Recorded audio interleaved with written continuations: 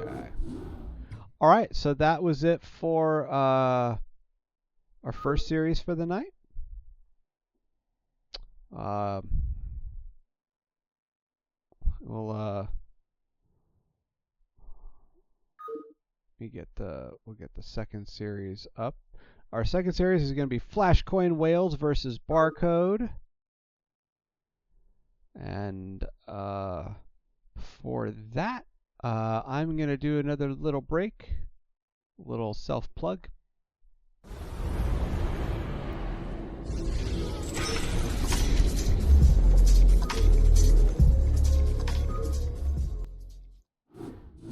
All right. Here we go.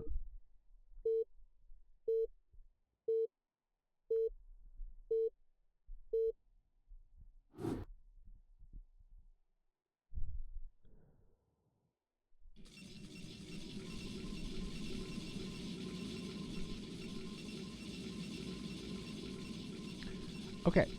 In the top right, sorry, in the this is Dominator. In the 11 o'clock position on Dominator, it is our blue Protoss. It is Biggums. And in the 3 o'clock position, our red Terran, it is Solaerran.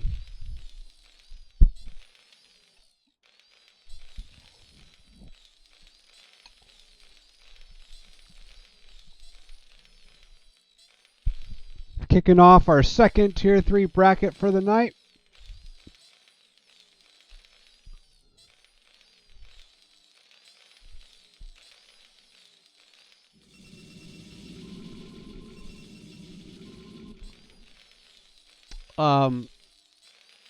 Solaerran,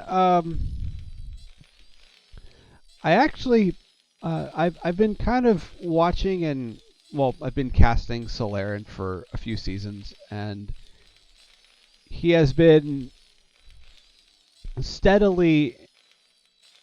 gradually but steadily improving, and I was very happy. I think it was 2 weeks ago when I casted his game last. I was very happy to cast a series win of Solaerran. Overall, just playing a nice defensive game. So I hope to see since I've seen that Solaerran can win games with defensive play. I do hope to see more defensive play out of Solaerran. I hope to see it this series, but I also hope to see it in future CPL and NSL. So very happy to see players improve and get well-deserved wins.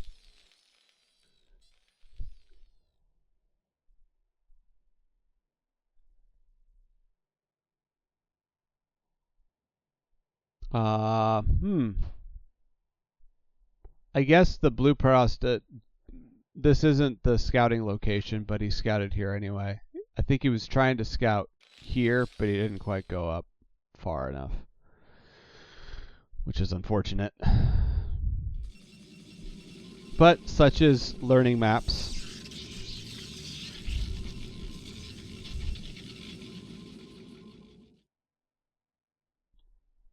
Is he going to go back, or is he going to realize he didn't scout the right location?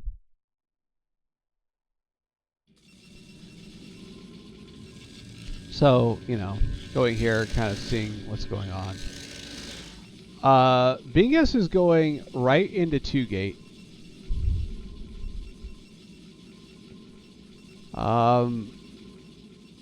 It looks to me like this is going to be a 2-gate observer play, which I wouldn't disagree with if it was. That's a nice, just a nice. You get your natural nexus a little late, but it's a nice kind of just safe. Get a bunch of goons out. Don't die. Build.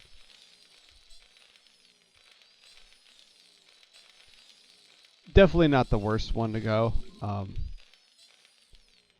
But it is a little bit like 2-gate zealot in that it does say there's some finessing to get used to with it. The goon is just going to go right to the ramp.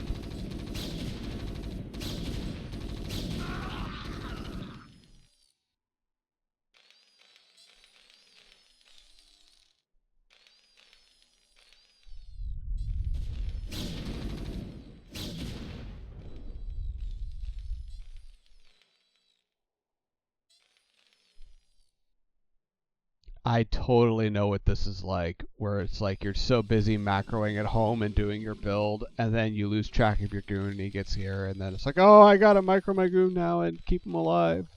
I totally know what that's like.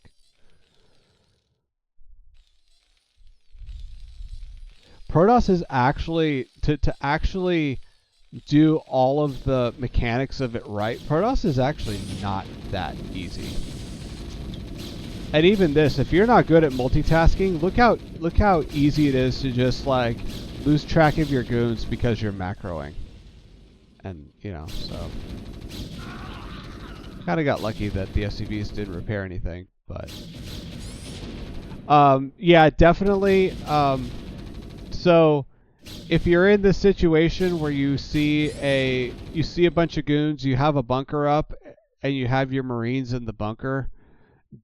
It's annoying, but definitely want to get a bunch of SCVs to repair that bunker. As you can see here, the Protoss only has 4 goons.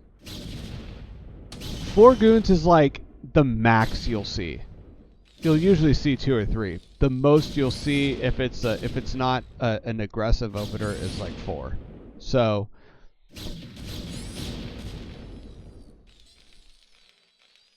this is yeah. So it's good to know how many goons, because that's going to tell you how many SCVs you need to repair, right? So budget for about 4 at the most, but usually 3, maybe 4 at the most SCVs. Keep that bunker alive, because as you can see, once you lose the bunker, you just lose control of the game.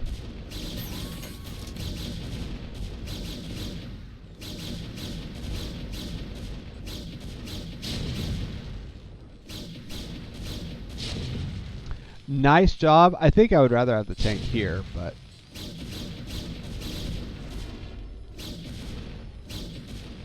yeah. And also, we have very low SCV count.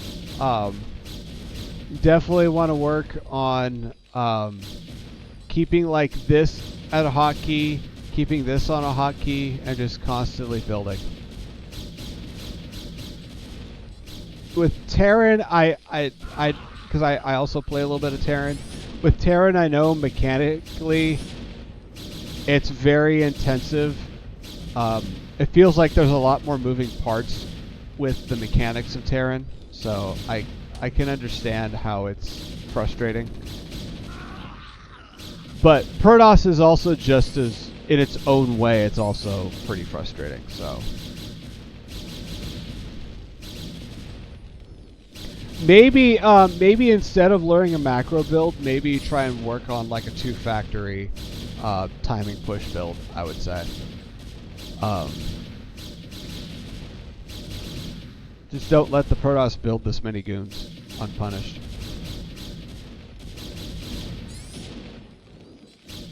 Because yeah, this can happen. Just, you know. You lose your bunker, and then the goons just totally take the game from you. So, all right. GG. Well played. On to game 2.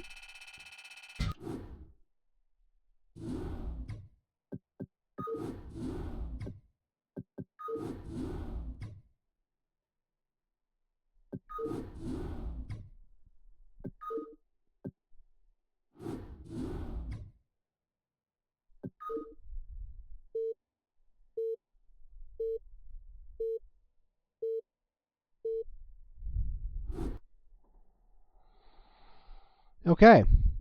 And we're on Eclipse. In the top right, our red Terran, it is Solaerran. And the bottom left, our blue Protoss, Biggums.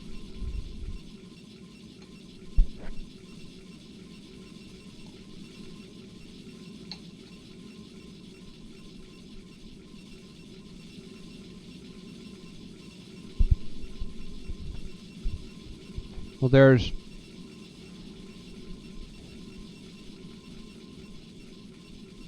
yeah, Terran is not easy. It's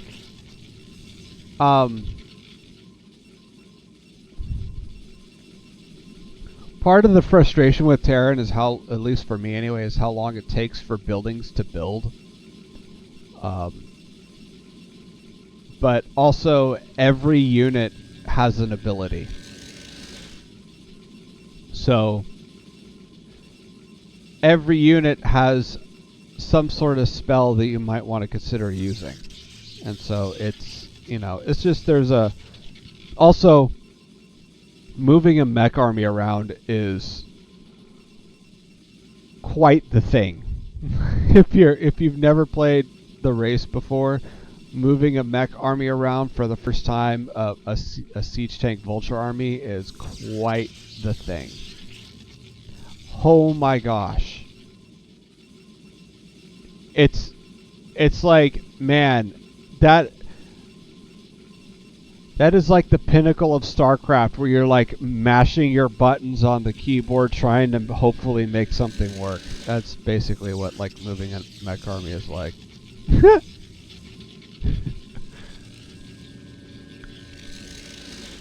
A nice Sim City, building a pylon here and a gateway here, and kind of walling this off a little bit here.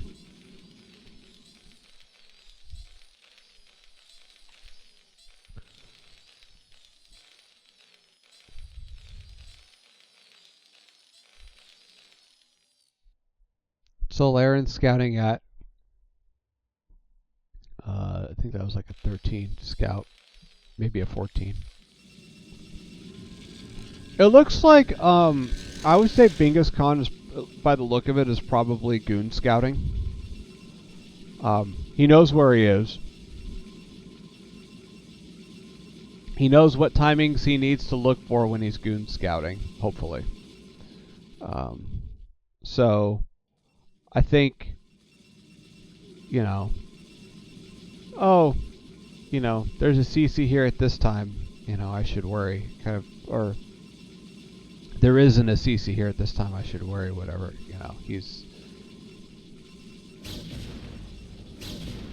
kind of, he knows what to look for, hopefully.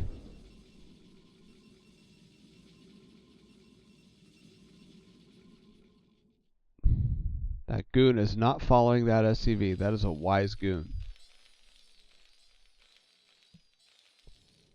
And he's dropping a 23 Nexus at 336. Beautiful.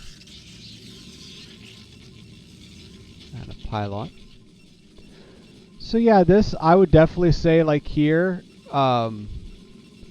definitely build a third goon instead of building the second probe. You know,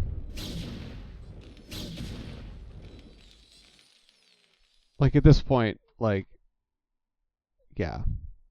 Although it might be okay this game, but just like kind of as a, you know, going back to that DeWalt VOD, this kind of should be something you should be used to. So he does have 4 SCVs this time, but there's only 1 goon here. So, like, although I don't blame him for doing this. You know, it's like, oh, there's 4 SCVs there to repair. You know, and otherwise I can focus on my build here. So I can kind of get why he's doing this, but yeah. Definitely every one of these SCVs that's here repairing and not, or this here not doing anything, is not mining. So this is lost income. So there's only one goon here. I would not keep this many SCVs huddled here. I would have them mining. Only repair. Try and get into the habit of only repairing what you need. This is nice. Kind of blocking this way here and putting a tank here. So nice SimCity there.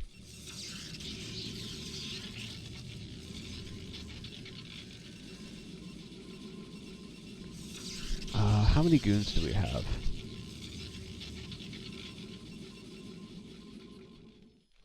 Well, there's 4 goons with more coming.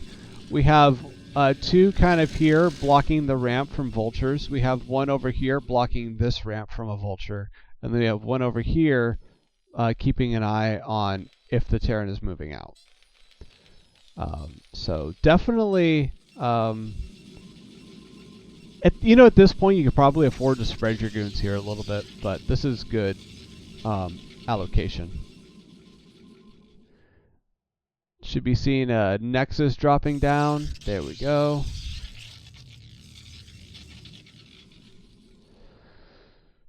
And again, we're not seeing the CC blinking. So definitely want to keep getting in the habit of just keep building SCVs.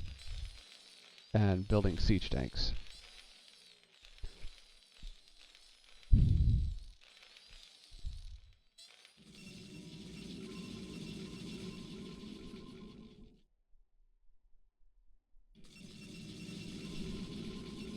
What's this here?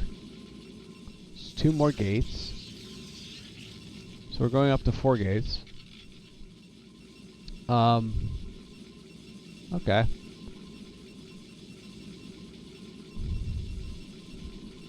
Sure.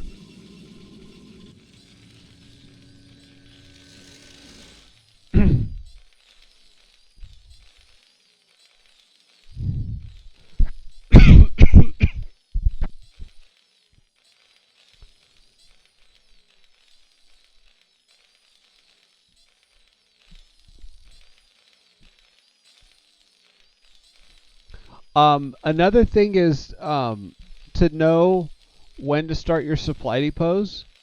So it takes a pylon about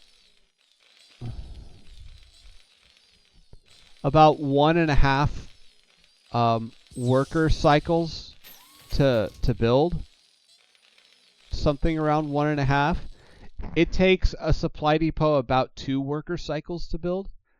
So if that's why you can easily, like, if you're macroing as Protoss and you're getting close to blocked, you can just drop a pylon before you start your next probe or whatever. I mean, that's fine. But for Terran, you really need to pay attention to your supply. And how much supply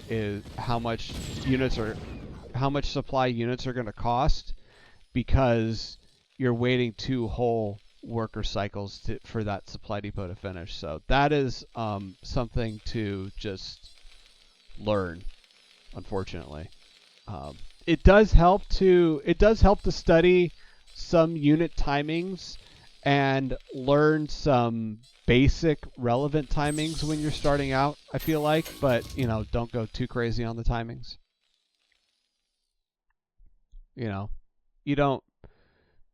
You need to know how long it takes a worker to build, because that is basically your relative time for your whole build, is assuming you're always building workers. You don't necessarily need to know how long it takes a Reaver or a Carrier to build, other than really freaking long. The exact time, I'm pretty sure, is really freaking long. So just something to keep in mind. That definitely helped me when I was starting out, is learning how long it takes for certain units to build.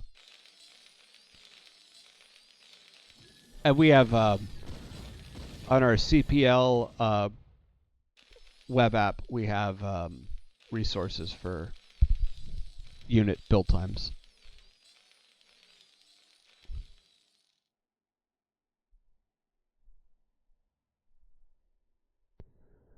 So we have, it looks like we have kind of a clumped up contain here. This is like AoE heaven, but nonetheless, we have kind of like a soft contain here on the Terran.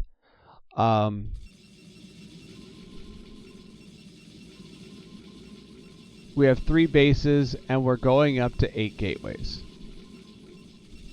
Just FYI, that's kind of what the base layout is looking like. And we're blocked. I mean, both players were... I think both players were blocked for a minute there, so...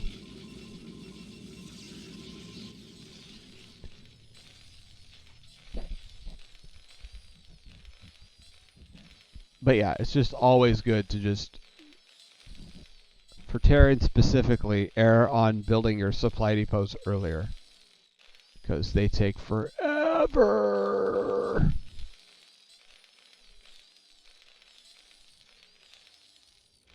And definitely want to work on building more workers. Look at this. We're on 2 base and 30 workers.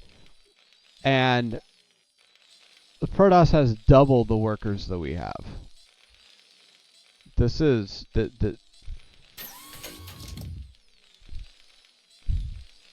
This needs to be better.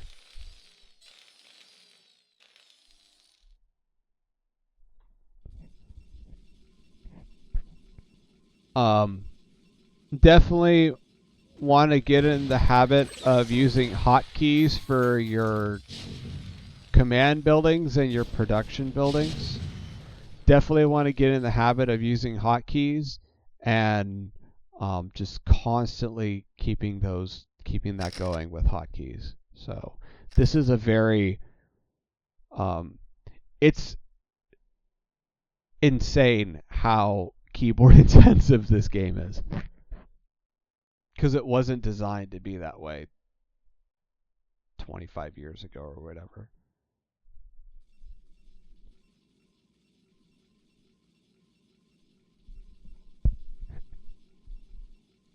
So Protoss is, we're kind of...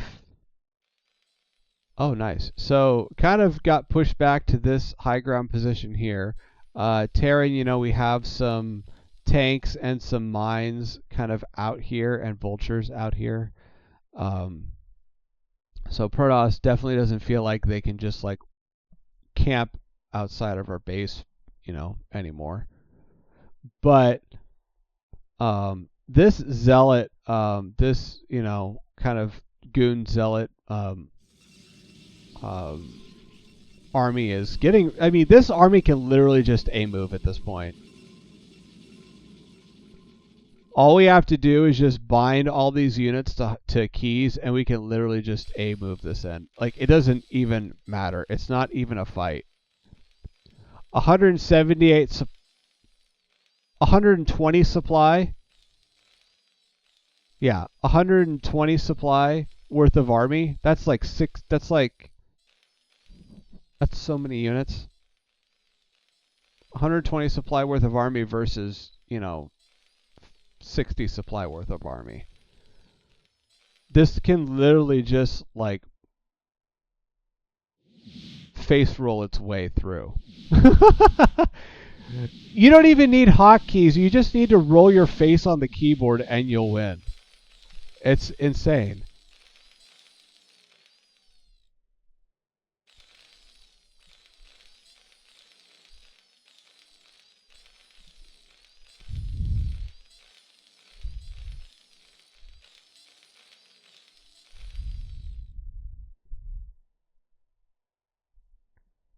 So yeah, it looks like we're gonna move out once we hit 200. Is this a recall? Oh my god! Yes, recall, please. I want to see it. Oh, that would be gold. That would be so gold. Look at all these juicy recall targets. But,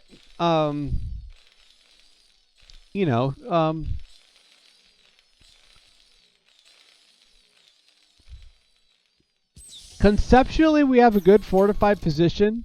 It just would have been nice if we had this position like 7 minutes ago.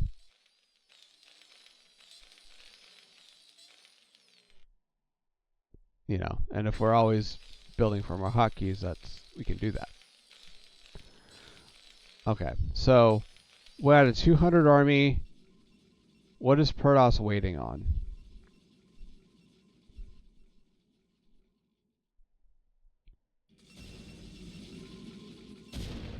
Okay, they're just waiting to attack with their Arbiter. Yeah, look at this. This will literally just like walk in and just steamroll everything.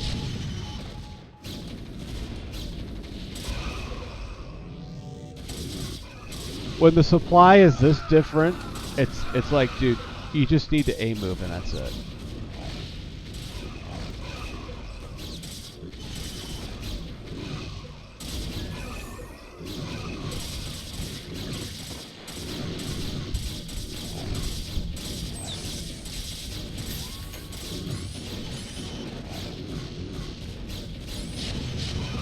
So, Zealots are trying to get up on the ramp.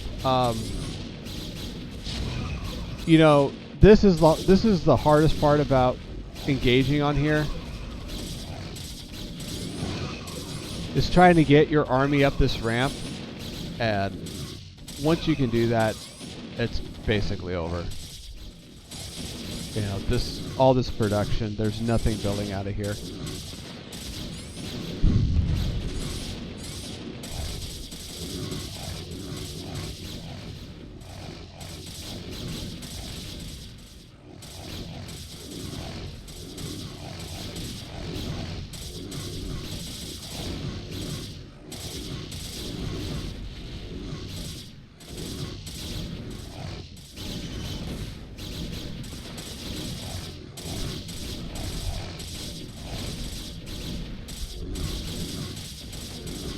So very, very nice game 2. This was a good, I feel like this was a good exercise in just macroing and attacking at 200. I mean, if you're just practicing your macro, that's not a bad way to go. So.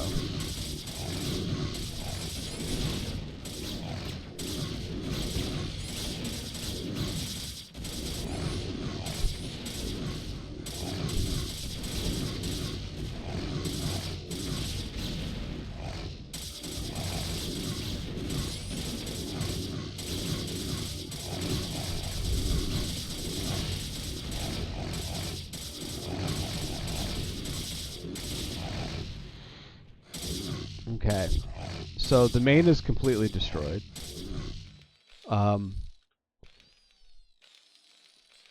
We do have 2 siege tanks on here, but this is 2 siege tanks and 7 workers versus like 120 supply army again. And it's very nearly what we're gonna have out here. So, yeah. There's that.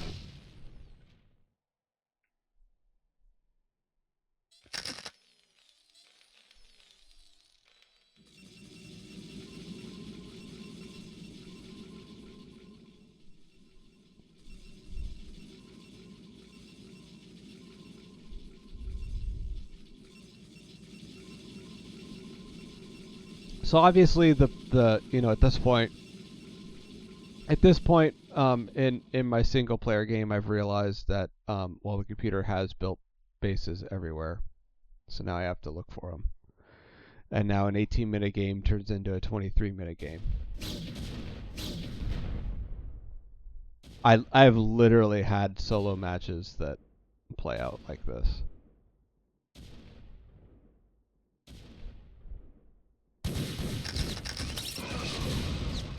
Wow. Oh, that was brutal.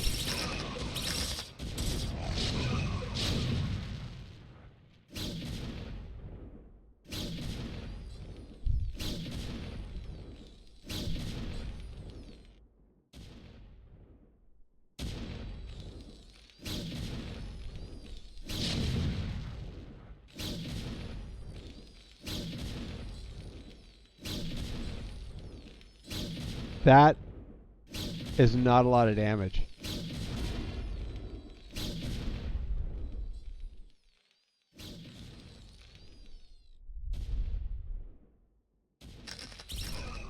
Yeah, he just needs to like flood in units.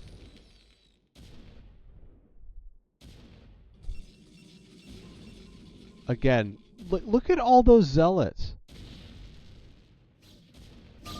Again, you don't need control groups. You just need to roll your face on the keyboard.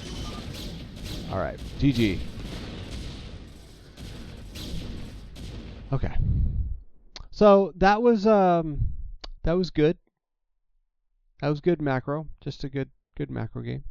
I like the idea that the Terran was doing. I like the idea that Solaerran was doing. I like what he was trying to do. But obviously this is why like I'm one of the people who will just be like macro macro macro macro macro macro. And this is why at tier 3 it's macro is often stressed. Just macro and timings is often stressed at this tier. And timings are it's okay to have some of them be a little, imperfect here and there, but this is why macro is stressed so much, is because when you play a game, you can't assume that your opponent is just sitting there doing nothing. You have to assume that as while you're trying to macro and constantly build, so is your opponent. So if you don't, yeah, that's bad. Okay.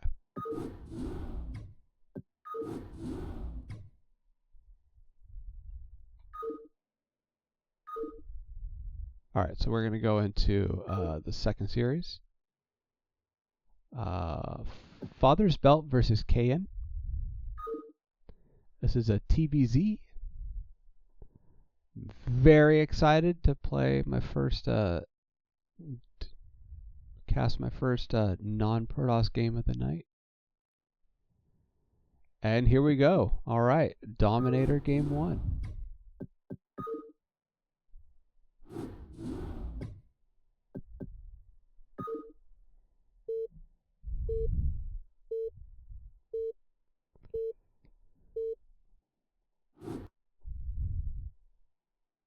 Okay. In the 11 o'clock position on Dominator, it is our blue Terran, FathersBelt. And in the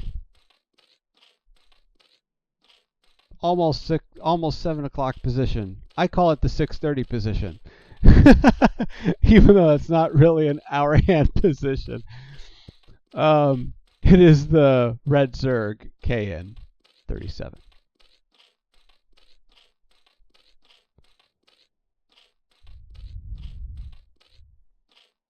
Good APM.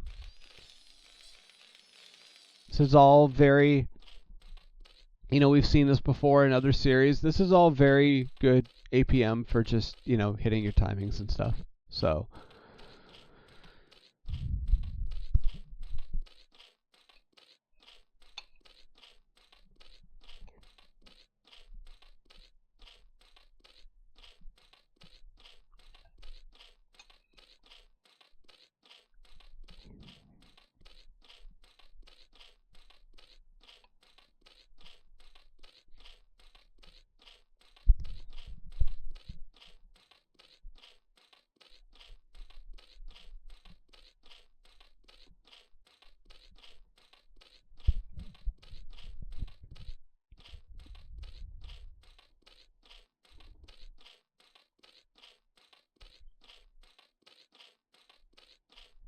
okay. So, this is obviously a hatch first opener.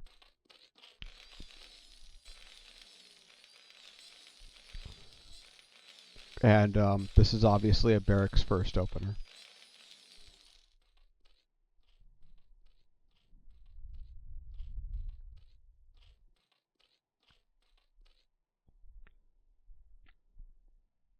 Yeah. So well, it looks like Zerg is trying to get their first scouts off. Setting the Overlord to scout this position, setting the drone to scout the other position. Very typical scout pattern for Zerg. What waypoint list is full? Oh my goodness! This early in the game already?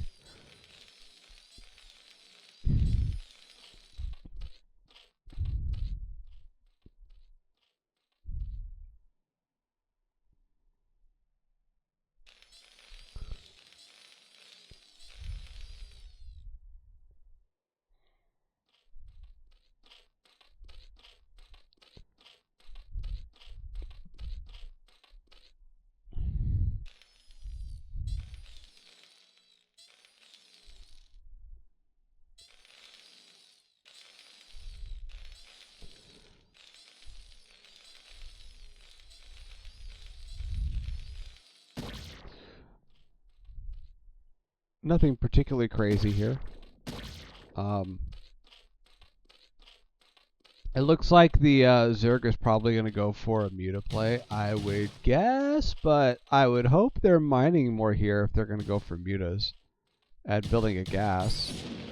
So this feels, for Mutas, this feels kind of low eco right now. But I would guess that's probably the play, just because they're a pain in the neck when they're clumped together. But lurkers. Oh, okay. So it's not going to be mutas. It's actually going to be lurkers. So lurkers, in my opinion, I love watching tier 3 players go lurker because I really feel like the lurker is a much more beginner friendly unit than the muta. The muta is such a micro intensive unit. If you don't have good micro, they're not going to be good. Lurkers, on the other hand, you could just sit them. They're like siege tanks. You could just park them and burrow them, and they'll just tear everything apart. So, just mechanically, they're way less intensive, and they're really good. Sorry about that. Been having weird issues with my mouse slipping off and on tonight. I'm having all kinds of issues. Oh, it's all right.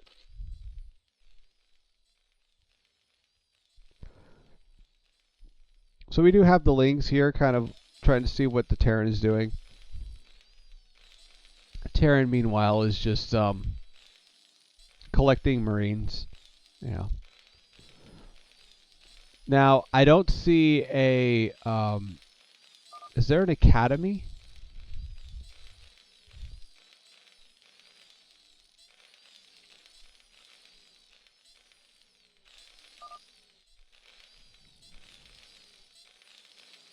No, there is an academy. Okay. I had to ask. I mean, FathersBelt's a pretty solid player in terms of crossing his T's and dotting his I's, but...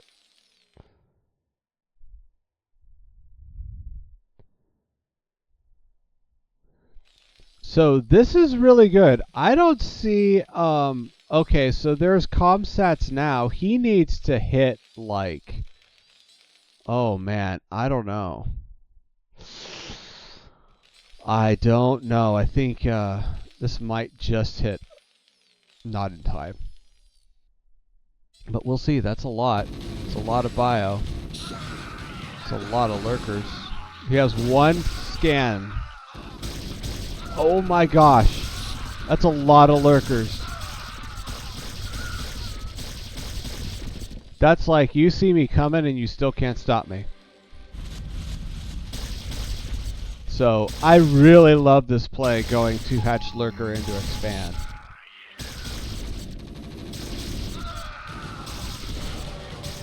Just fire at will. There we go.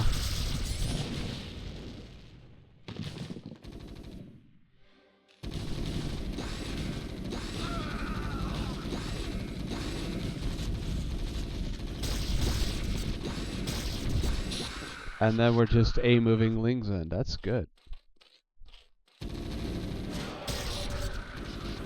Oh. One lurker.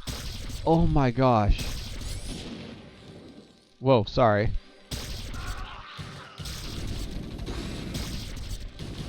Yeah, my I don't know. Man, my mouse is already sensitive, but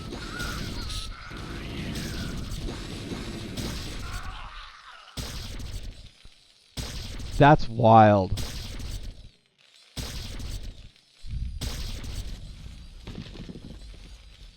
I wonder if you're Terran, how many ladder games look like this? Where you're like pinned to like the bottom of your ramp and there's one lurker. And the Zerg is constantly macroing. Oh my gosh.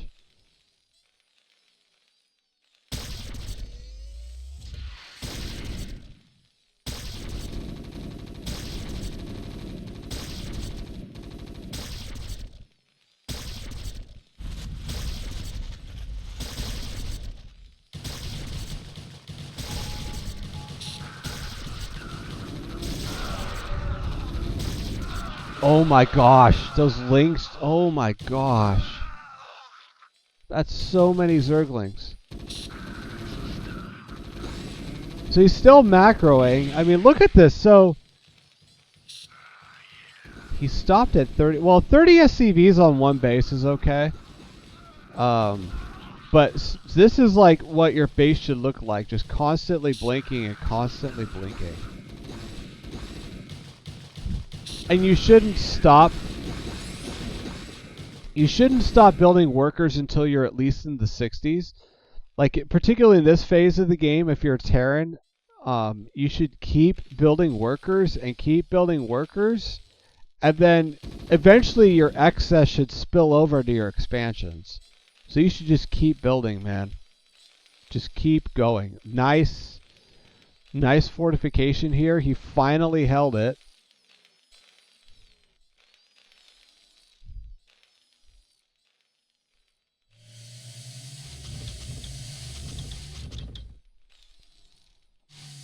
He's gonna be well. I'm not gonna say he's behind because the Zerg is at 20 drones.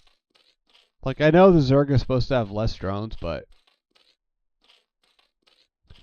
10 drones down seems pretty low to me.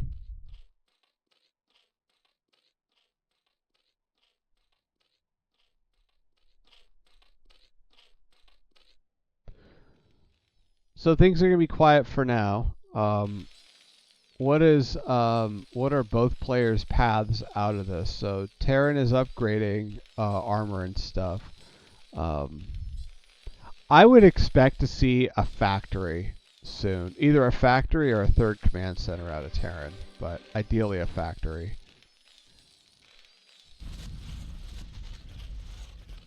Do have a strong economy, so once we can start, we need to keep building SCVs. That's just a general rule at this point. Keep making workers. But I would guess Terran's next move is probably to build a factory. And either complement their bio push with tanks or tech up to vessels. I mean, it doesn't make sense to build a third. So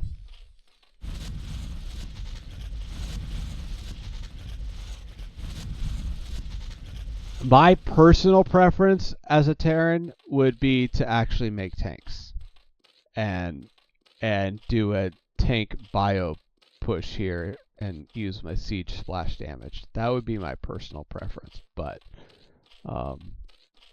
vessels are very popular for good reason. It's also a good playstyle.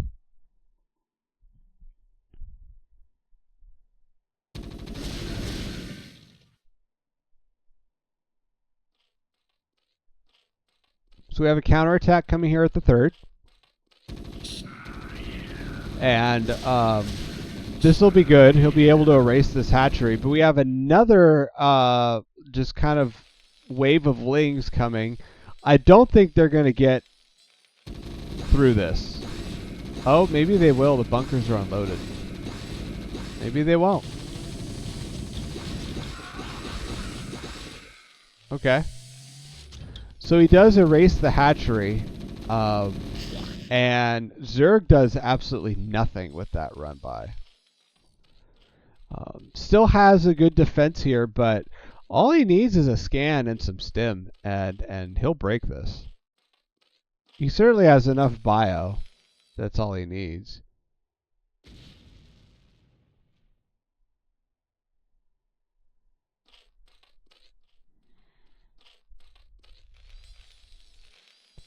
So it looks like we are teching up to Vessel instead of getting Siege Tank.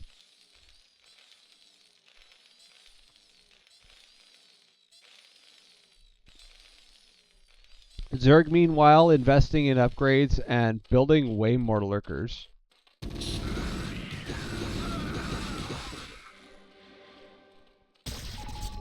Man, I don't know. This,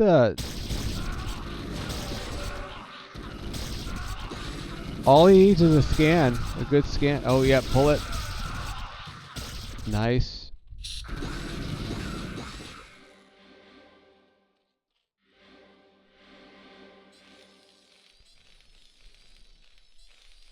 We're sending more SCVs down. I'm sorry, more bio down. Some SCVs in there.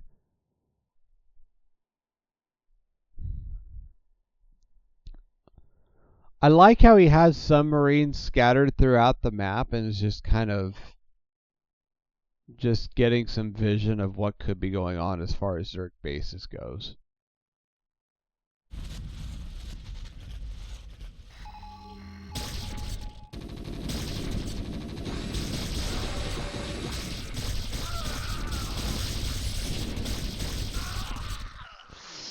That's too many lurkers.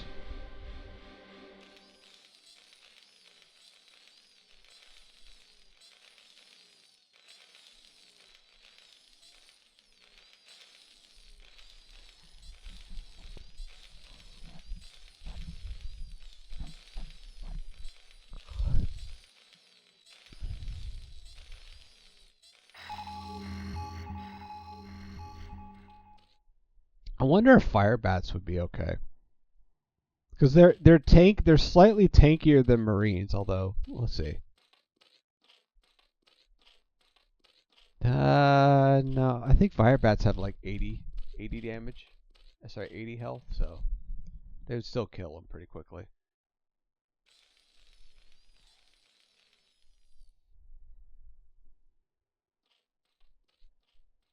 I am not entirely sure how to fight this.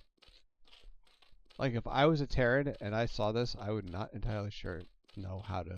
I would know. I can't talk. I wouldn't know how to respond. Yet.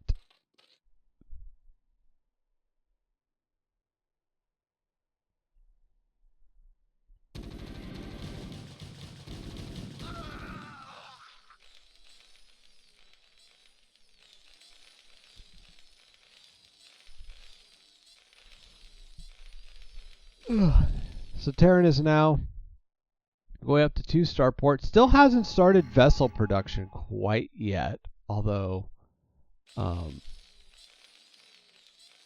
that been finished? I think that's been finished.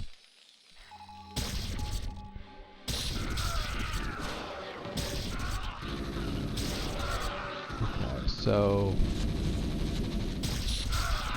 oh my gosh.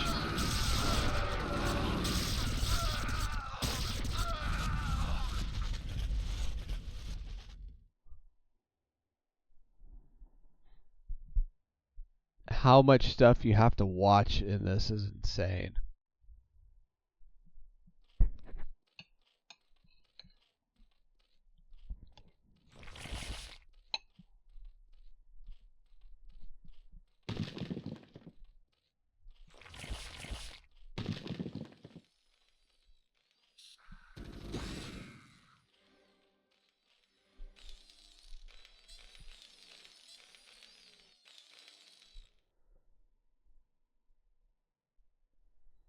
So, I'm poised to take a fourth.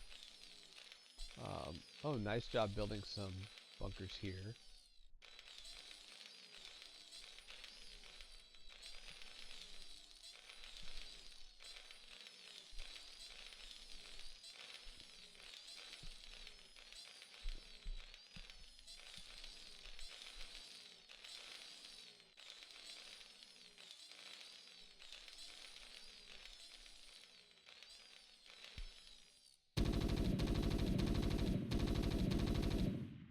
So it looks like we have this lurker doom drop coming in.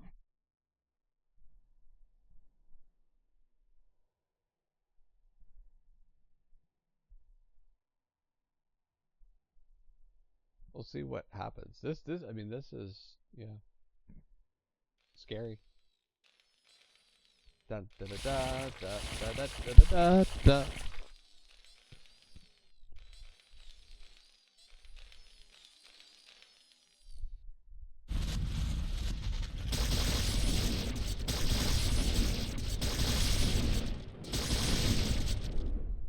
Whoops, sorry. My mouse keeps slipping. I don't know why. Oh my gosh. I think I keep tugging on the cord.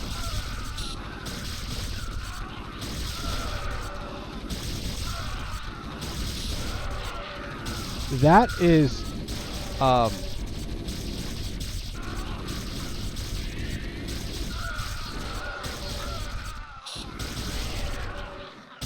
okay, that is how you end a game. That was a wild drop.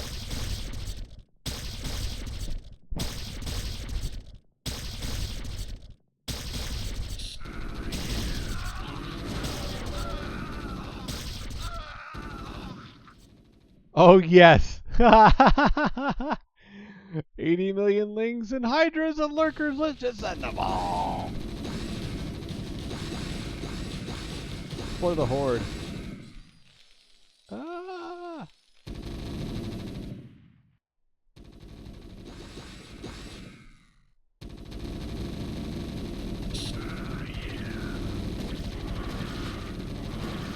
Burrow them.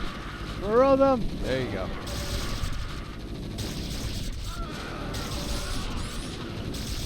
Oh my gosh.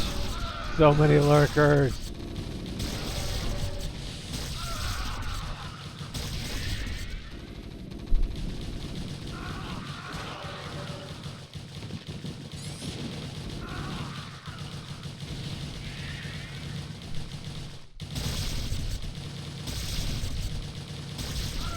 Dirt can literally make so much. Look at this.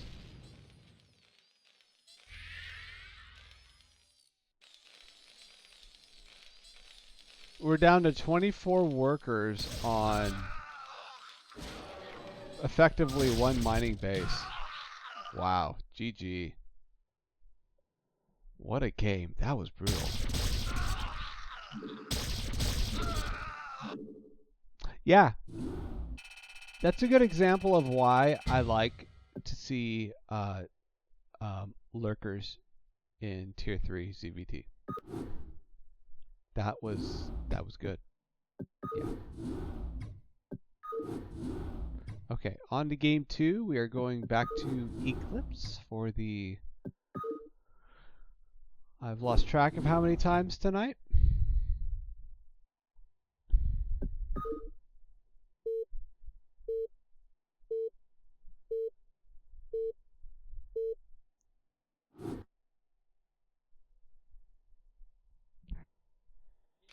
Okay.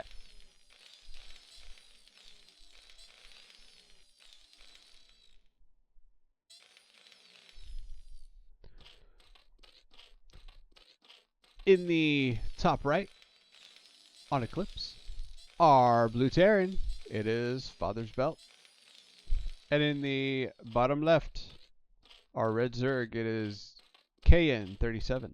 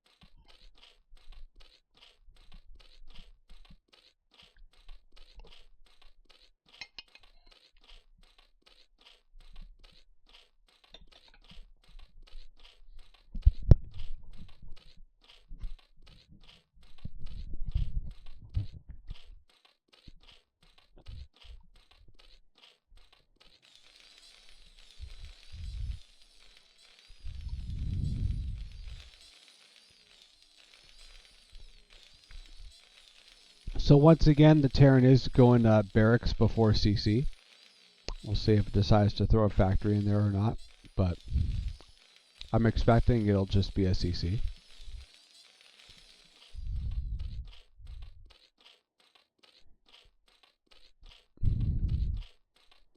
And yes, I was being facetious.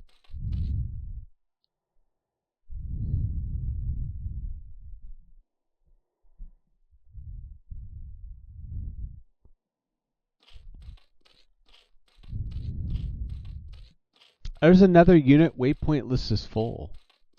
What is...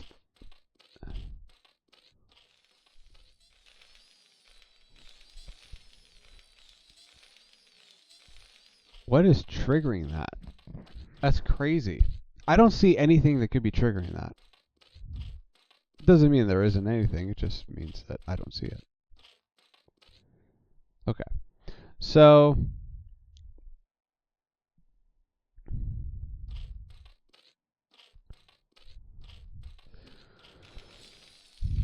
So if I had to guess, I would say that because it just works so well in game 1, why not do it again in game 2?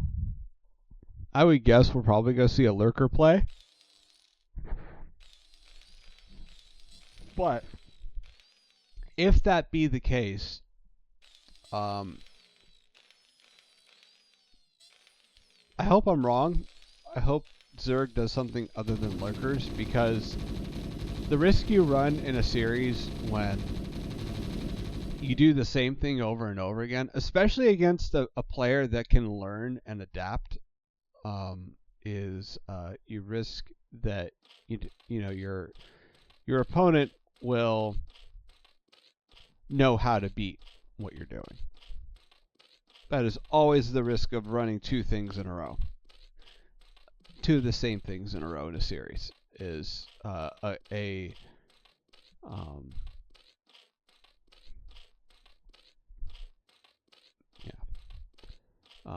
now, it is possible to be really, really good and win doing those two things in a row. Win twice doing the same thing. It is possible, but there's a risk involved. So, with that said, I hope we don't see lurkers. But we could. Oh, we won't see it. Nice. Okay, so we have Aspire.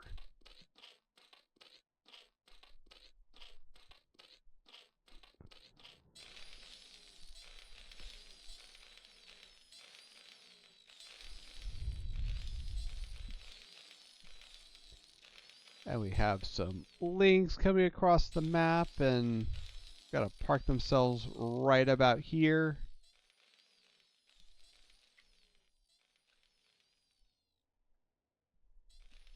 Or not. Or they'll just park themselves right here. Sure.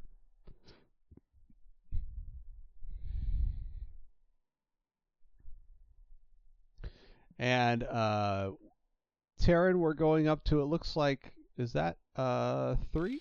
That's 3 racks.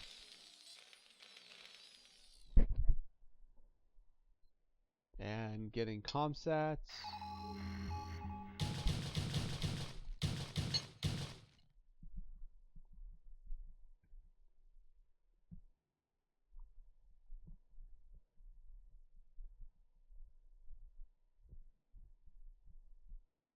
Hopefully he starts putting turrets up.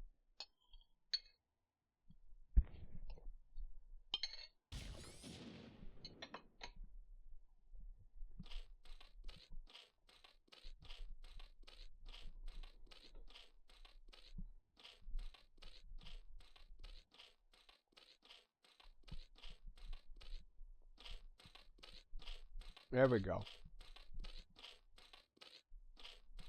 Well, turrets will start going up.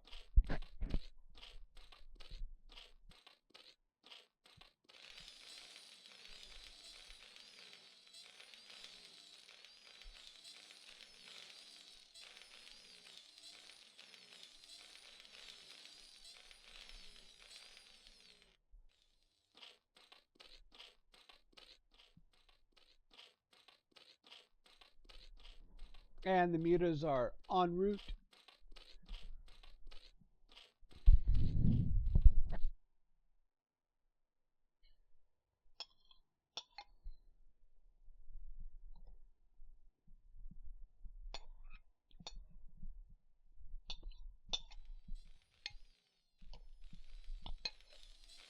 Okay, so they are going to come in from the south here.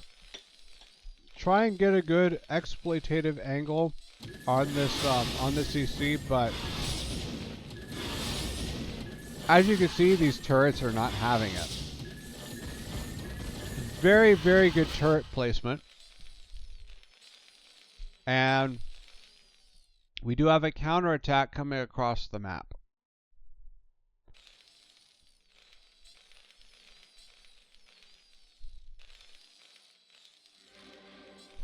And we still have more turrets. We have a turret here and some turrets here. So very good turret defense.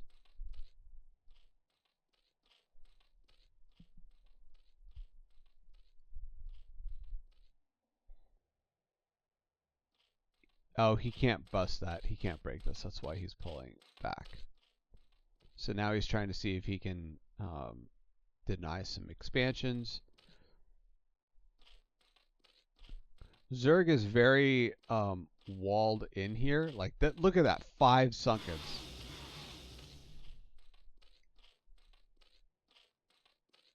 But that's 10 mutas.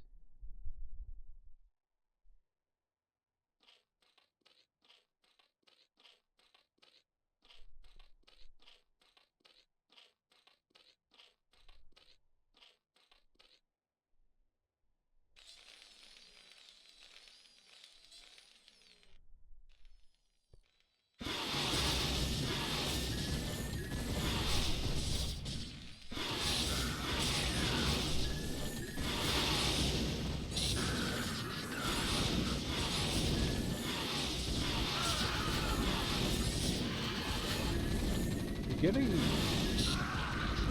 some damage in, but look at that. All these units are just dropping. And the Overlord has been killed.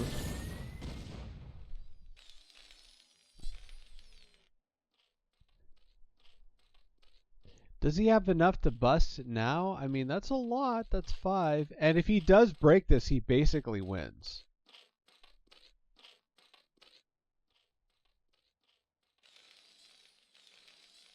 So, I don't know. I mean, I think he could still bust this, but, well, I think he will.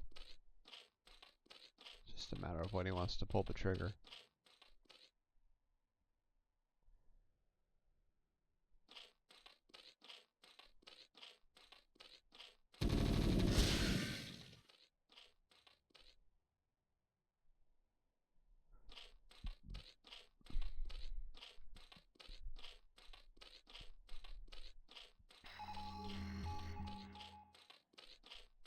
Oh, is this going to get... Are the Mia's going to intercept this? They're just going to intercept the tail end of it. They might have been watching it move across, though.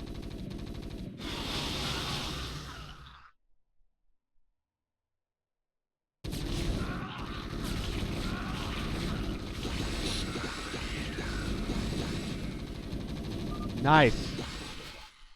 Nice. She's just waiting for the... Just holding out and waiting for the right minute to bust. Beautiful.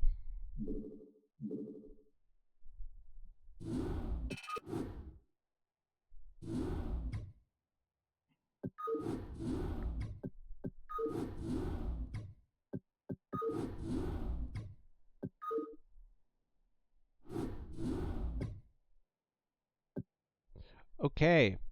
So this is our first game 3 of the night. We are going on to Radion. It's so rad, it's Radion. All right.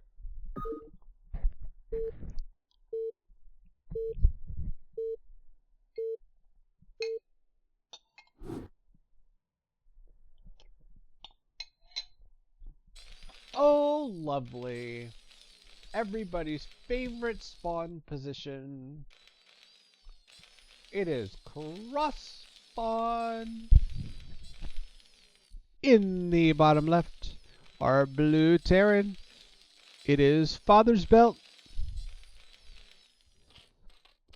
And in the... Sorry, that was the bottom right. In the top left... The right top left, not the left top right. It is our red Zerg, Kayin 37, with a tied series of 1-1. Who will take game 3?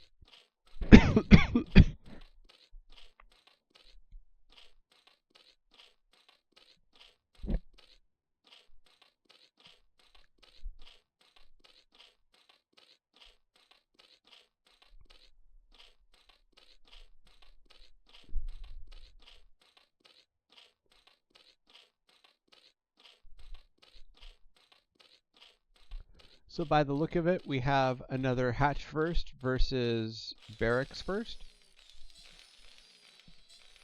I'm just going to keep calling it barracks first. That's so much fun. And every Terran's like, what the hell? Every Terran build is a barracks first.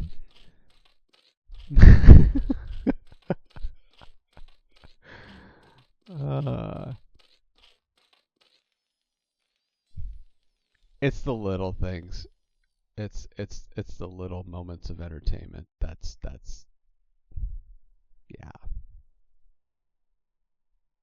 Okay, so we're going to be scouting on 10, and it looks like we're going to be doing a vertical scout, and Zerg meanwhile going to be double scouting.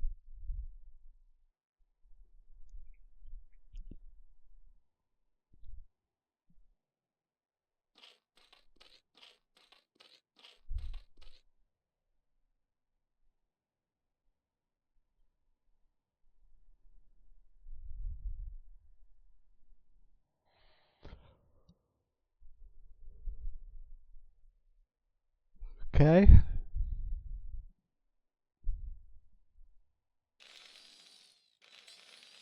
This is a big map. I didn't even I keep forgetting how big this map is.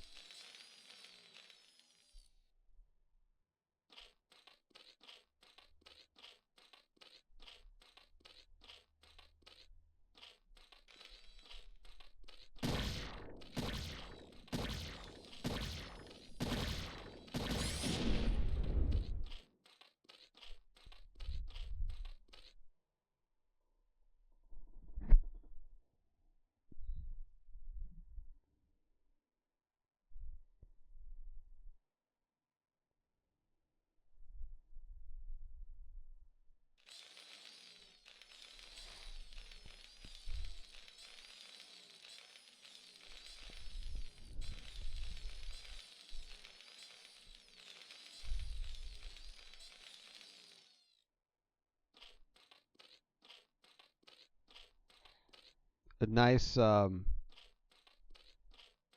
sneaky overlord just sitting there.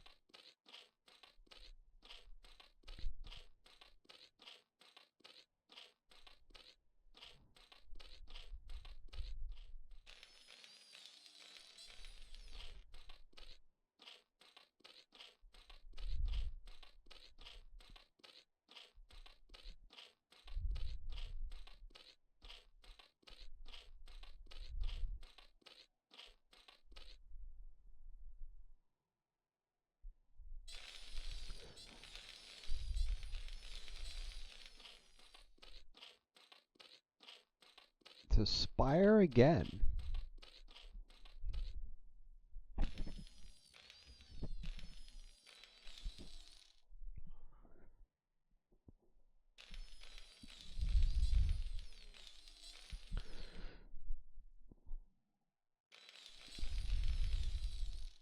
Oops, sorry. really doesn't take much for that to do. And Terran, it looks like, is just kind of doing normal Terran things.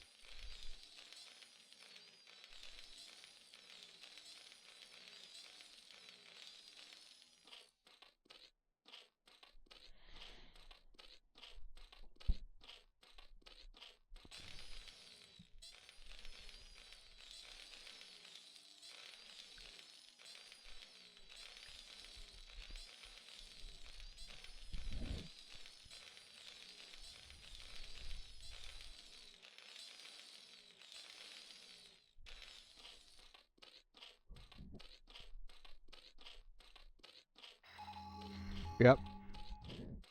Scans the lair. Sees the spire.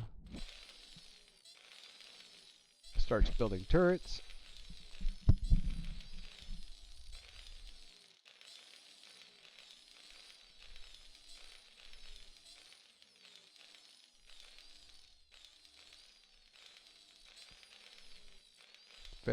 It's a very normal thing. It's just very good to know when the mutas are coming. I like the fact that he builds his comstats so early, so that if he can't get over to that end of the map, he can still build his turrets early.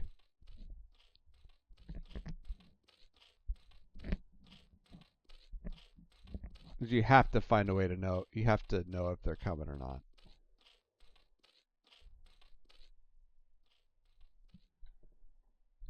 Mutas are on the way.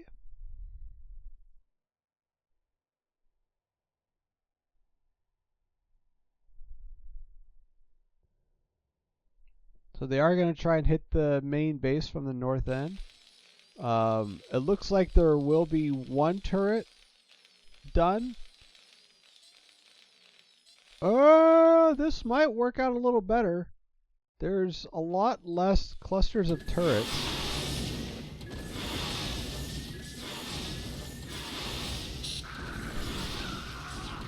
And a lot of the units are out of position too. So this is... Oh, okay, there's a second one down there. This is looking a bit scarier.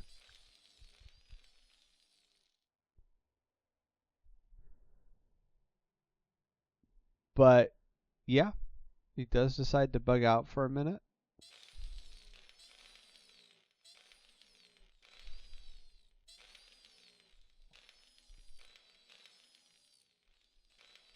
This right here, this little space right here is also a nice space for, in this case, a turret.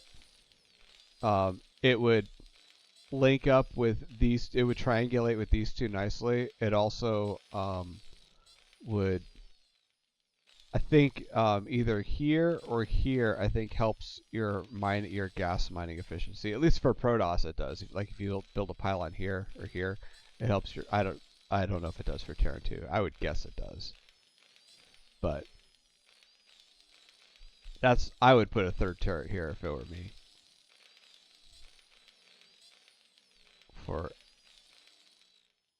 If for no other reason than just to synergize well with the other two.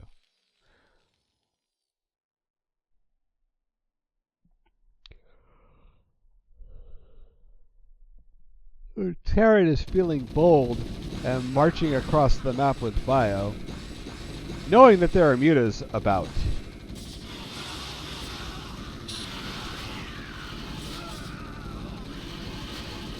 Ooh, nice. He picks off all of them. There are no more mutas on the map.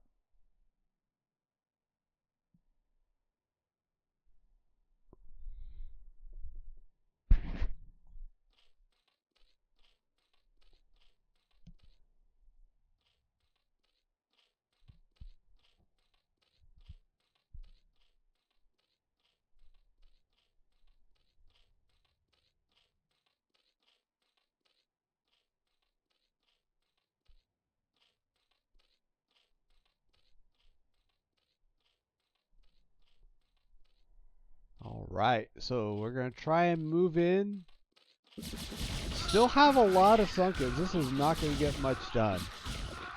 But you know what? Just move in and poke and see what happens, right? Just don't lose all your bio.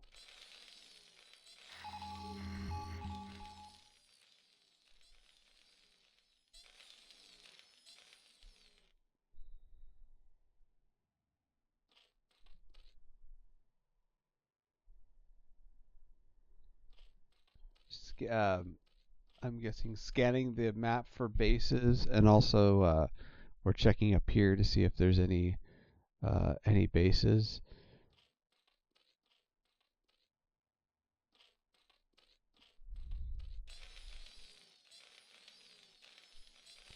And it looks like Zerg is going to be sending a bunch of lings across again.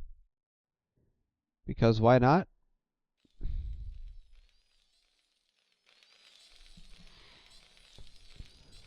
But I don't know. But ooh, no medics there to support. This might not end well. Well, maybe it will. Maybe it will. They're all kind of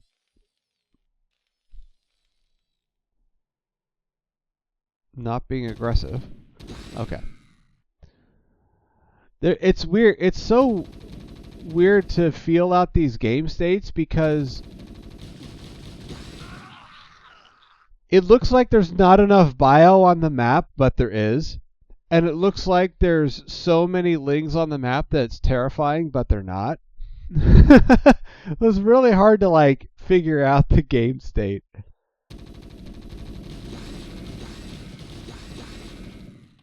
So it looks like the Zerg is opting to go into Ultras instead to kind of go for that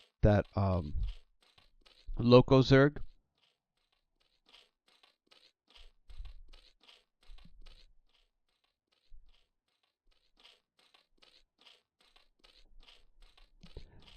And once this gets done, this Ultraless Carapace, these things are just going to be ridiculous.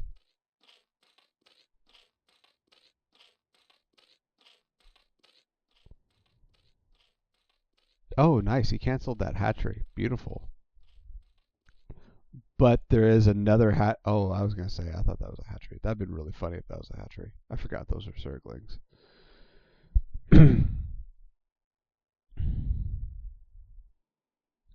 So there is a lot of bio out on the map.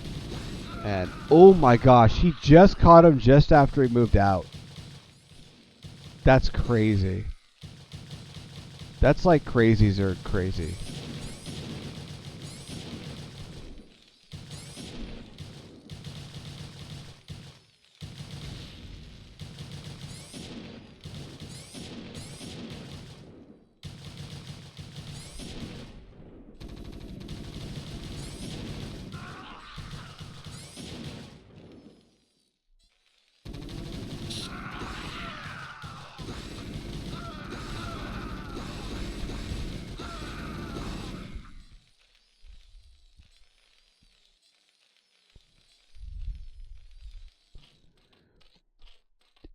The thing is that I don't think the bust play is gonna quite work again for the crazy Zerg build because there are now ultras and there's ultra carapace upgraded. So yeah.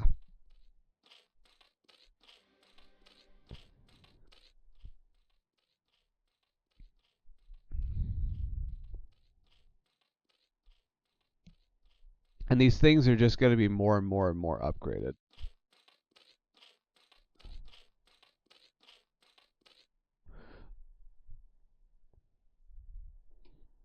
But nonetheless, the Terran is trying to do another kind of a bust, like kind of gather up a bunch of macro cycles and then run in and bust. But yeah, the Terran's gonna have a rude awakening when they try and bust. That's for sure. There is a third.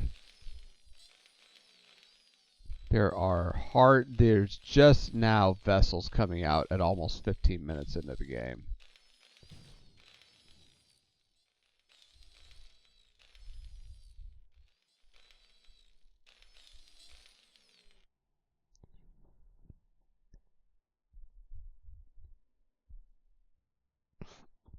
And the thing is, Zerg can just drone.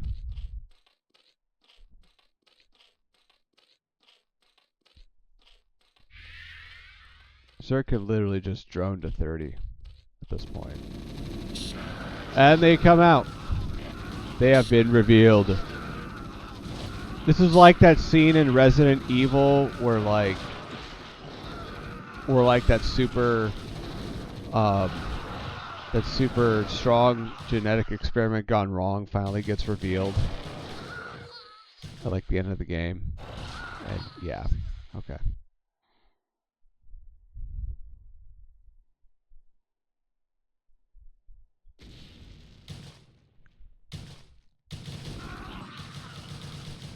So Zerg is going to try and erase this third base, which I imagine they will do very successfully, as there's nothing here to defend it.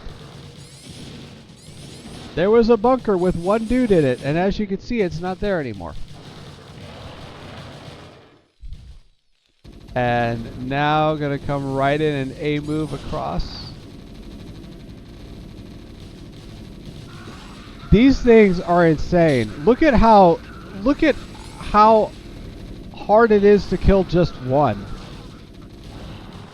5 armor with that carapace upgrade. I mean that Ultralisk armor upgrade.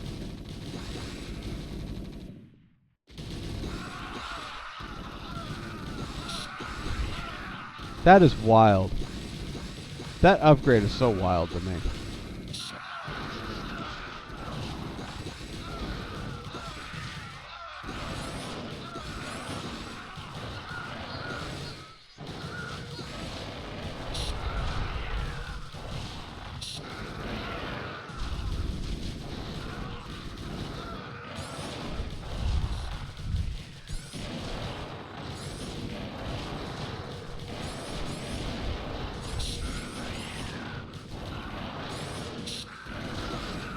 Oh, trying to hold the ramp, getting hold the ramp. He's got another macro cycle.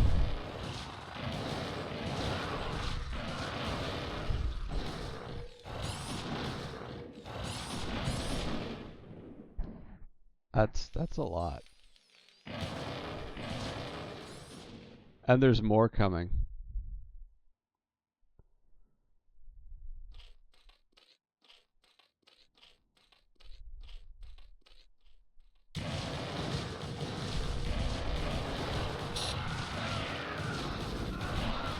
That's wild. Nice play. He just, like, literally... I think that this was just... I think this was just, like...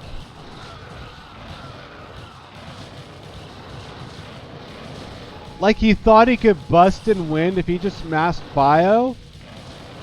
But... Yeah, this was just a strategic win here from Zerg.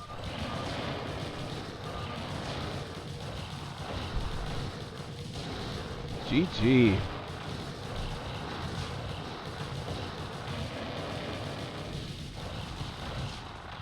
All right, we just had to have the satisfaction of watching the Ultralisks kill everything. All right, GG. That was I liked the play there, where the overall play where he still had a bunch of Sunkens, and he still had some Lings like protecting the Sunkens, but he had no mutas. They were all dead, and he just kind of sat there and upgraded his ultras while his opponent massed like 20 macro cycles of Marines. And it didn't, like the last game, there so much money was being put into mutas that like there was nothing there to defend the base beyond the sunkens. So it worked in game 2. It worked, but not in game 3. Nice. That was good.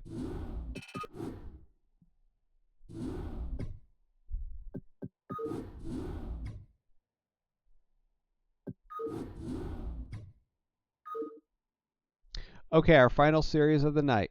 We are doing a TVT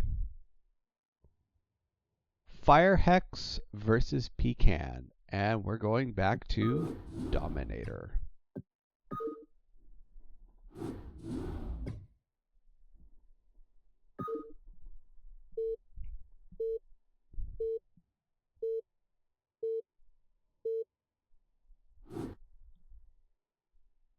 Okay.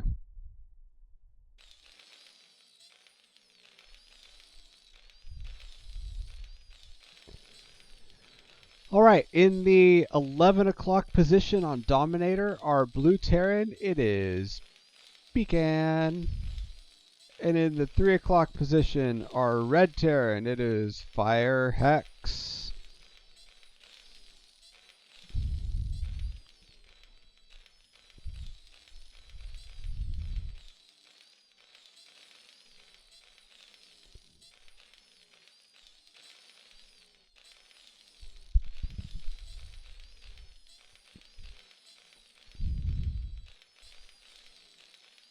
So, if you're watching and you don't know CPL or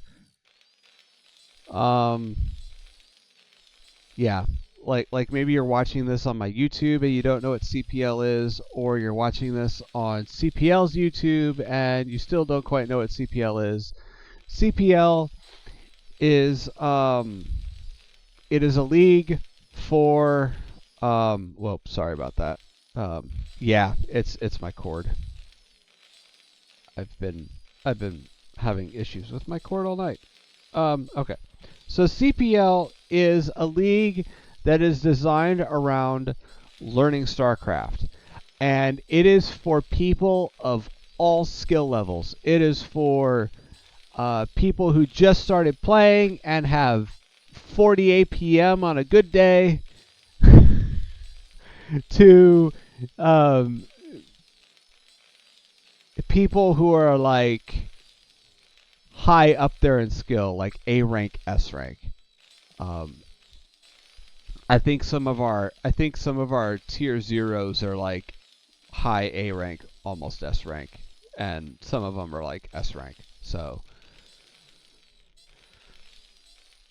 yeah, it runs the gamut, and I like to feature tier 3 in CPL because even though this is a tier where things kind of more often move a little slowly and people aren't entirely sure how to close out a game, it is still interesting to me to see the different plays that you sometimes see in tier 3.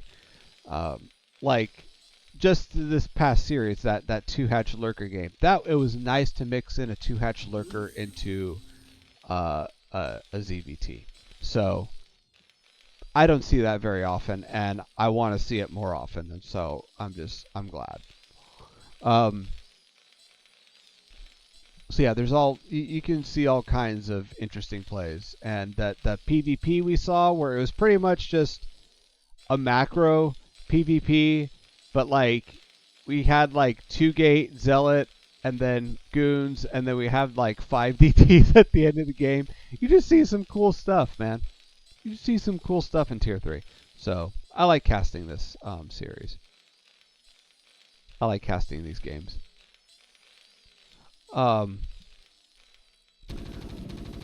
So Pecan is going into kind of a 2-fact. Pretty standard 2-fact vulture opening. Firehex is going into kind of a greedy build where he's going into a CC off of one factory. Um, both players opened barracks first, by the way. We still saw that same old barracks first opening. Um, uh, the ways I entertain myself. So yeah, that's kind of what we're seeing. I would guess this should probably go into a 3 fact, because if it's gonna go into a 2, it's gonna be a delayed 2. But we'll see what happens. There's 2 vultures and a marine out, and so there's the same composition out for both sides.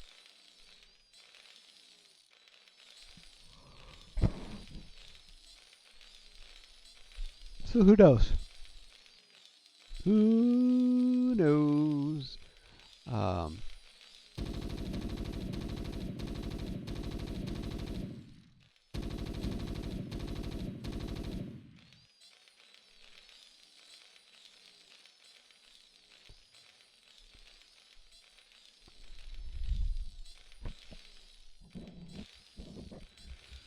Yeah, I think Pecan did that. Did a slightly faster two factory vulture, so I feel like they probably have the advantage right now. It's pretty even in supplies, but Pecan is down workers, so that just tells you who's going to win the vulture war right now. But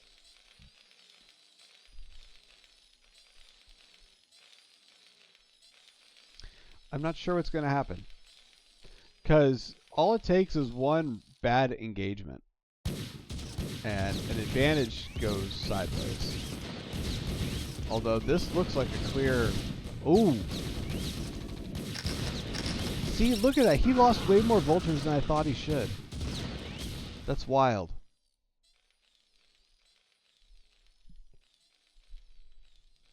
Yeah, so and now he's really far behind. He is,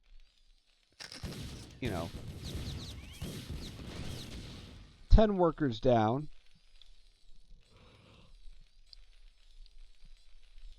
And he lost all his army.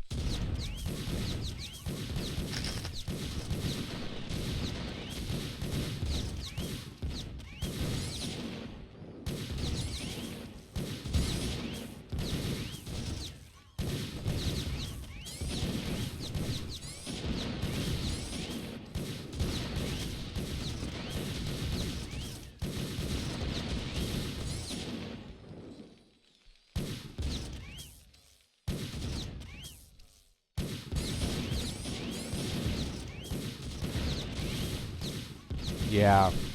No, I think Firehex just takes it. Just way better macro.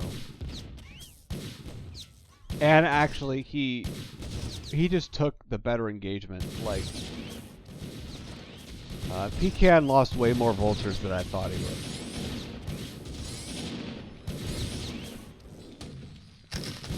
Oh yeah, there you go. Yeah, let's just put him there.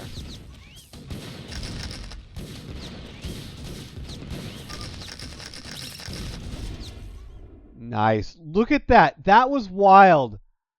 That was the perfect frame to end this on. That was wild. Oh my gosh. That was glorious. Okay.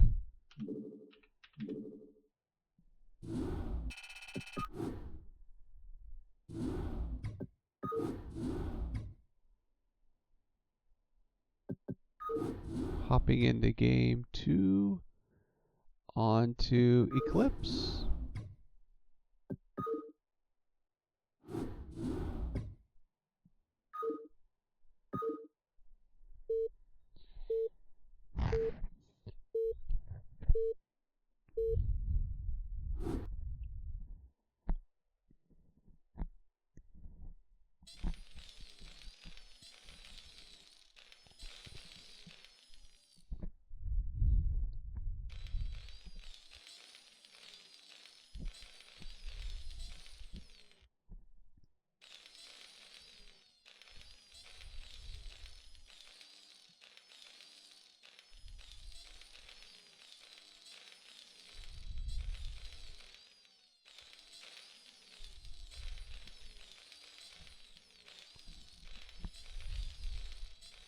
All right.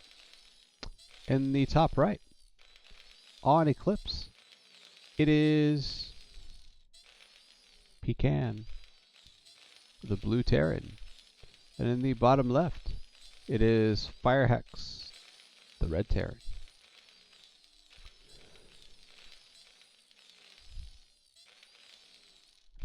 And yeah. So this is what I was trying to get at with my plug was this is a league for everybody. You don't have to be a pro to play in this league. It is a team it is a team clan based league, like it's like people in the league are put into teams, and then a certain number of people on the team play every week. So it does like kind of have that simulated team element, but like make no mistake, everyone's all part of the same league, right? The team thing is just there like kind of for fun. So and you get coaching, right? So like you can even get coaching off season as well. You just send your replays in and ask for help, and usually experienced people will just come and like tell you what you did wrong in your replays and stuff.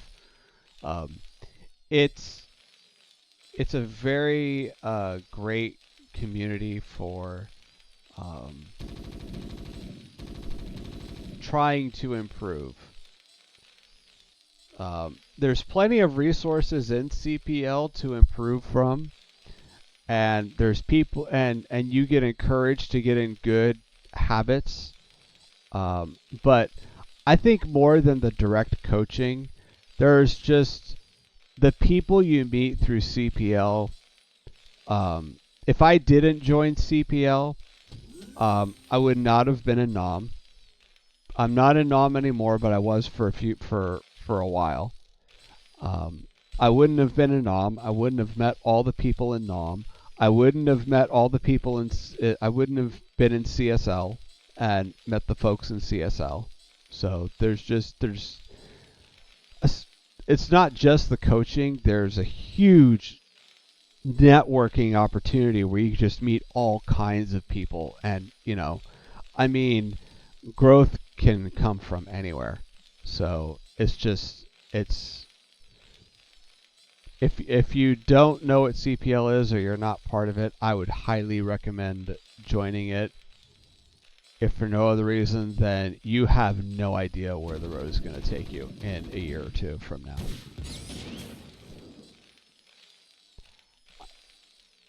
I played a best of 3 against DeWalt in CSL, and I would have never played that best of 3 had I joined CPL. I would have never met the people to even have the opportunity to play that best of 3 against DeWalt if I never joined CPL. It's wild. It's just absolutely wild, the doors that open up when you join this league. So, aside from the coaching, which, there's good coaching here too. There's good coaches here. So yeah, if you don't know what CPL is, I would highly recommend looking them up. You have people plugging CPL on Reddit. So I'm sure if you poke around on there, you can find resources of how to reach CPL. We also have a Discord, and you can. I think there's certain communities where you can join the CPL Discord from. So yeah, definitely look into how to join it and definitely join the next CPL tournament as well. Sign up for the next tournament if you haven't signed up for this one. All right. So we're at the good old 44 out of 44 supply block. We've just got nothing but vultures coming down for pecan. It looks like we have...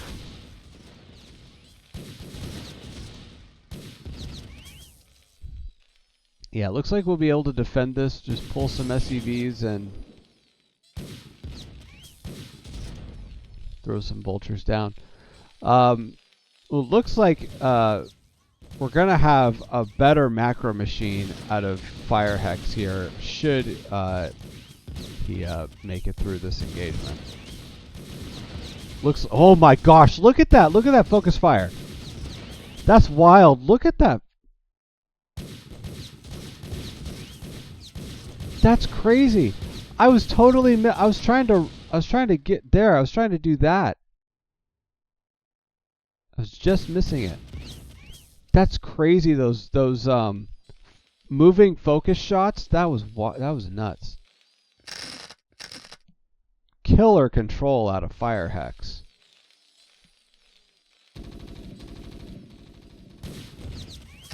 Look at that. Just, oh my gosh.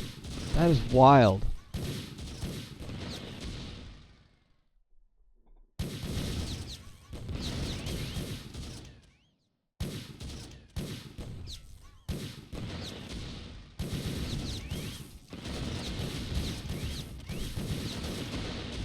Okay.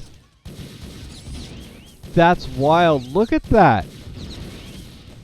Dude, this vulture micro is insane. This is tier 3.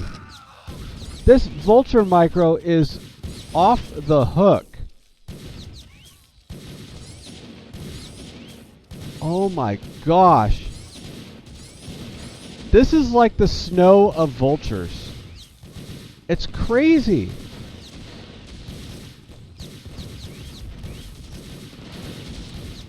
That one control group of vultures, the vulture micro is so good. That one control group of vultures got like all the way in here and just killed everything.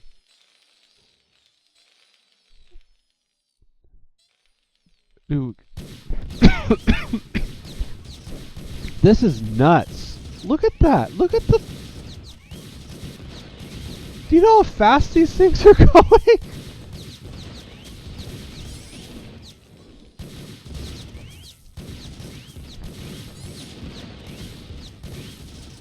This is, for tier 3, this is nuts vulture micro.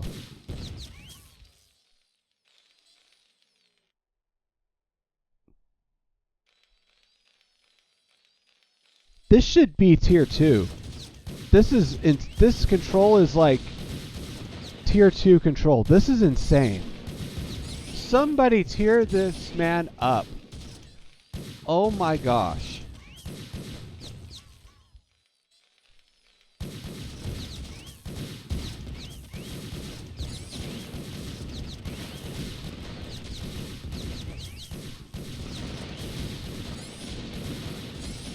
That's crazy. He just needs a macro cycle of vultures and he kills everything.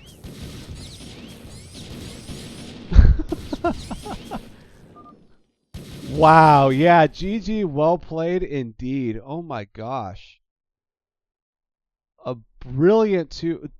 That, if Firehex isn't tier 2, he needs to be tier 2. That is just insane vulture micro. Well done. All right. What a series.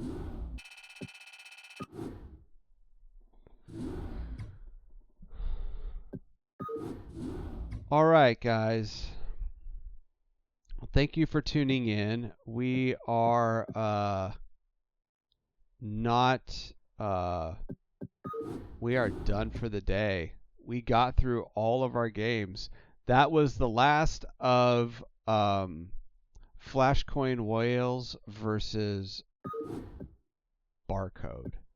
So come back tomorrow night though. We have more tier 3 tomorrow night. We have another double feature. 6 more series tomorrow night. That's right. We got 6 more coming. All right. Thank you all for tuning in. Thank you all for supporting CPL. I'm going to see if there's anybody around to crash, to raid, and we're gonna go and raid some people. Oh, Love Snow's on. Okay.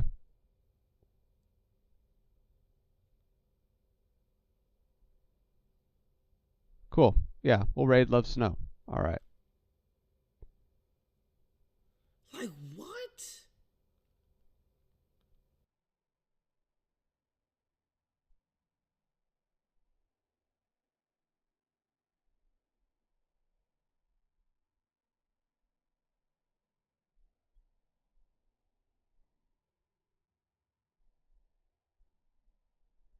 All right.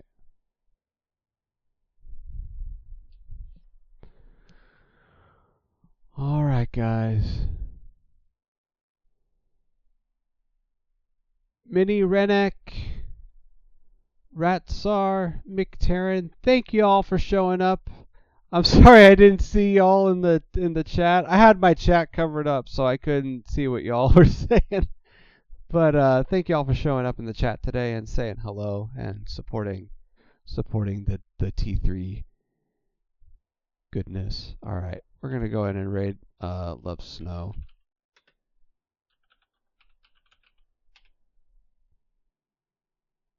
So, thank y'all for tuning in. Hope to see y'all tomorrow night for more Tier 3. Have a good one.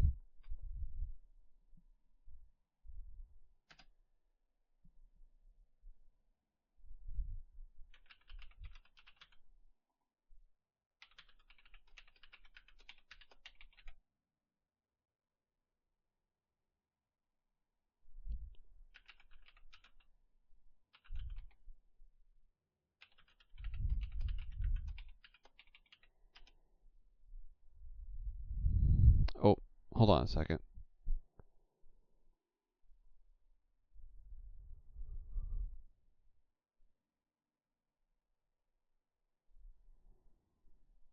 I have to.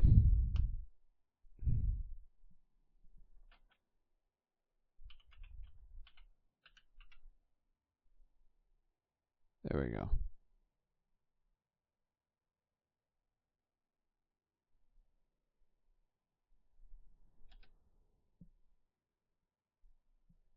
All right. Here we go. Enjoy, guys.